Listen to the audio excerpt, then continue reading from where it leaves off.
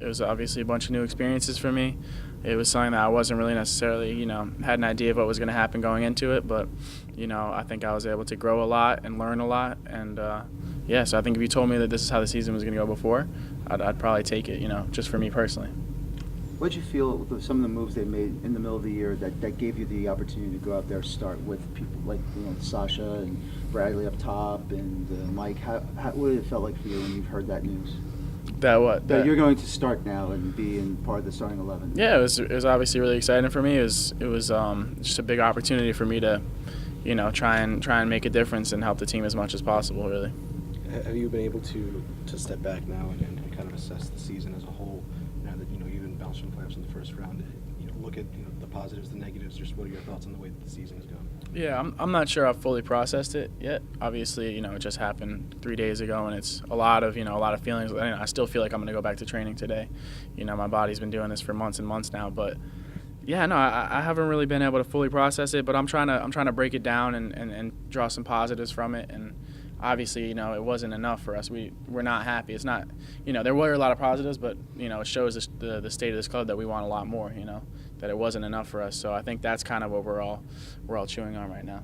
How excited are you feeling about in a couple of months you're going to be starting that CONCACAF Champions League quarterfinals end of February and against Vancouver, then you're going to go over there beginning of March. What's the feeling for you that you probably watched like UEFA Champions Leagues all your life? No, it's really exciting, and it's something that we're able to set our sights to right now, which is something that personally I really like being able to do. That's our next goal, move on past this and kind of just get ready for that, which is really exciting. When you look at the playoffs in particular, is there anything that you find maybe could have contributed to having such a successful end of the season, 20-game unbeaten streak, and then it kind of falling by the wayside there towards the end? I don't know if it is something like in particular I could point to. I think that we were in both games and just some things just didn't go our way. I don't think we played particularly bad, especially in that first away game. I thought we were, in the game.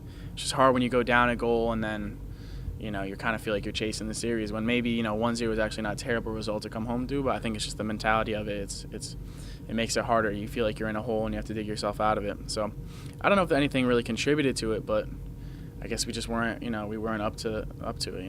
We had some chances and I think we dominated the games, but it just didn't go our way.